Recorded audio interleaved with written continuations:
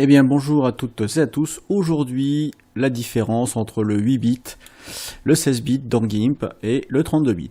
Alors, déjà au niveau des applications, on va voir le nombre de bits, c'est simple, on va voir donc dans un pixel. Le pixel, ça va être donc du binaire, donc 2 exposant 8 pour du 8, donc 256 couleurs différentes, de différentes tonalités. Et pour un pixel de 16 bits, ça va être 2 exposant 16, donc on va avoir 65 536 couleurs. Et pour la 32 bits, donc c'est 2 exposant 32, on va avoir 4 milliards de couleurs par pixel, ce qui est énorme. Alors l'usage, tout simplement, on va avoir le 8 bits qui est utilisé pour l'imprimerie, qui est suffisant. Par contre, il sera insuffisant pour la retouche photo, on lui préférera le 16 bits. Et bien évidemment, le 32 bits, lui, il est réservé pour faire du montage HDR, donc High Direct Range, en anglais. Alors, ici, je vais créer une nouvelle image. Dans cette nouvelle image, au niveau des options, on voit que je suis en 300 dpi. Je vais mettre en 79 dpi pour que ça soit plus flagrant. Voilà. En couleur RGB. Ici, je vais me mettre en 8 bits pour cette création. Et je reste bien en sRGB ici sans problème. En couleur d'arrière-plan, donc j'ai du blanc ici derrière, donc ça va, je valide. J'ai ici du blanc. Je vais prendre l'outil de dégradé. Je vais prendre donc l'outil de dégradé. Je vais me mettre à peu près au centre. Alors pour être bien sûr d'être au centre et de voir les mêmes choses des deux côtés, je vais aller dans Images, Guide, Guide en pourcentage. Donc 50% à l'horizontale, et je vais en faire un deuxième, image, guide, en pourcentage, et ce coup-ci, à la verticale, et j'ai le même. Donc je vais partir ici de mon centre, et je vais faire un rayon qui va arriver au bord de mon calque. Voilà, je valide. Que peut-on constater ? Eh bien, on voit ici que je suis bien en 16 bits, on vérifie. Image, précision, je suis bien en entier 8 bits. Pardon, 8 bits. Donc ici, on est dans une image qui est acceptable pour un imprimeur. Par contre, regardez bien, ici on a un point noir, et ensuite on a des espèces d'anneaux. Hein. On le voit pas, je sais pas si vous voyez, vous distinguez bien sur les vidéos. On a des espèces d'anneaux, et il n'y a pas une espèce de continuité du noir vers le blanc. Il y a vraiment des strates. Alors, on va comparer de suite. Je vais faire fichier, nouvelle image. Donc je valide, hein, c'est exactement la même chose qu'avant. Ici, dans l'image, on va aller dans la précision. Et dans la précision, on va prendre 16 bits. Voilà.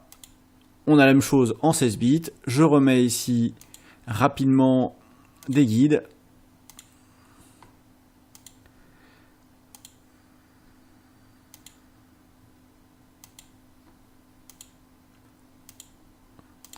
Voilà, je pars du même endroit avec le même réglage, hein, je n'ai rien touché au niveau des brosses. Et je vais jusqu'à tout en haut. Et je valide. Et là, on a une progression. Voilà, j'ai la première image, ici, en 8 bits. Vous voyez qu'ici, il y a... ça fait presque... On dirait presque un donut, c'est bombé. Donc, on a vraiment une histoire de manque de fluidité, alors qu'ici vous avez une progressivité qui est nettement meilleure. Je pourrais vous faire la démonstration pour la version 32 bits, mais tout ça n'amènerait à rien, puisque de toute façon on verra pas la différence à une vue, on verrait pas la différence. Bon, ok. Donc ici on est bien sur du 8 bits, mode de précision 8 bits. Dans ce que je vous dis, donc quand vous travaillez, je ferme hein, celui-ci. J'abandonne les modifications. Là, on est sur la version 16 bits. Donc, quand vous travaillez dans GIMP, vous faites des modifications en 16 bits. au niveau de votre travail, pour les modifications, retouches d'images, vous aurez une meilleure précision, plus de douceur au niveau du toucher de l'image. Et par contre, au moment d'enregistrer, vous verrez sur le prochain tuto que j'ai enregistré avant celui-ci, je ne l'ai pas fait, c'est une erreur. Il faut tout simplement aller dans, une fois qu'on a fini notre travail, hein, donc imaginons que je fasse ça, puis je fais un trait ici, j'ai fini mon travail, et bien je vais aller dans Images, Précision, entier 8 bits, voilà, je convertis. Ici, ça ne change rien au niveau du dégradé, puisque le dégradé a été travaillé en 16 bits. Donc il va reprendre exactement les mêmes couleurs point par point, et on n'aura pas cet effet qu'on avait obtenu en 8 bits, donc un peu désagréable avec une progressivité qui se fait en marge d'escalier, mais bel et bien ici en 16 bits, mais seulement maintenant notre image a été enregistrée pour une précision de 8 bits, donc prêt pour l'impression, sans que cela vous fasse des images avec un poids incroyable. Parce que si j'enregistre ici, alors on va le faire, hein, on va exporter l'image, ici je vais la mettre donc en 8 bits, donc je vais mettre 8 bits, voilà, je vais peut-être me mettre en minuscule, ce sera plus simple, en 8 bits, je vais me mettre tout simplement dans le tuto que je suis en train de faire, ici.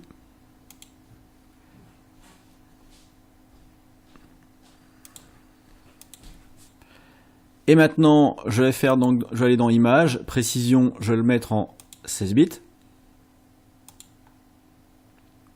Je vais l'exporter également. Donc là, je vais l'appeler 16.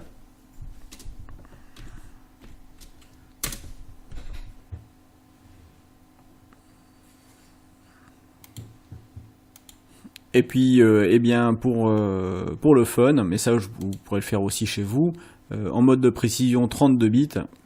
Mais bon, ce que je fais là, ça ne sert strictement à rien, sauf à vous montrer que vous aurez un poids d'image qui va être formidable. Exporter sous... Et encore là, ici, on n'a que du noir et blanc. Hein. Donc 32, j'exporte, et on va comparer.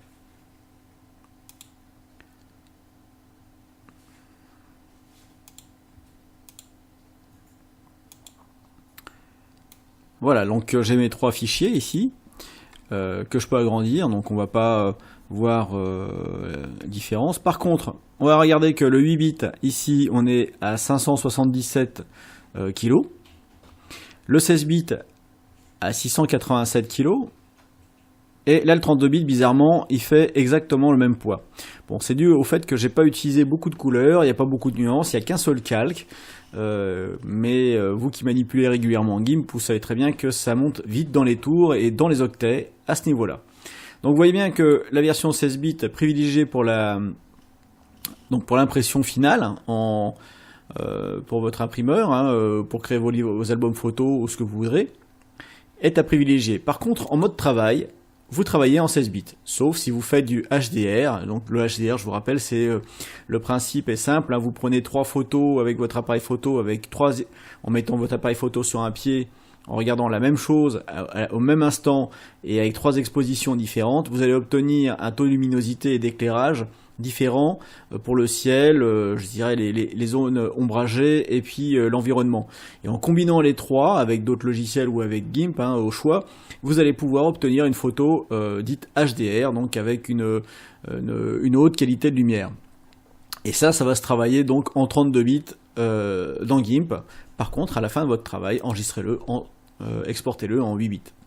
Voilà, c'est tout pour ce petit tuto, en espérant que ça a permis d'éclairer un petit peu votre lanterne et aussi vous avez pu voir la manipulation pour voir ici les changements dans GIMP pour changer directement la taille de votre canevas. Précision. Faites ça en toute dernière fois, hein, donc le mode de précision, ne le changez qu'à la fin de toutes les modifications que vous aurez à faire. Si vous pensez que vous devez revenir sur ce travail avant de l'exporter, eh bien exportez-les en 16 bits pour voir déjà ce que ça donne au niveau du rendu de votre PNG ou votre fichier, et ou enregistrer une copie en 16 bits et exporter en 8 bits. Mais en tout cas, une fois que vous êtes passé en 8 bits, vous pouvez revenir en 16 bits pour le travail, c'est possible. Ça, faut le savoir. Mais à utiliser avec précaution. Voilà, à bientôt, bye bye, bise. Tu as aimé cette vidéo? Eh bien, mets-moi un pouce bleu s'il te plaît, partage-la autour de toi sur tes réseaux sociaux, et mets-moi un petit commentaire pour pouvoir m'aider à avancer sur YouTube. Merci.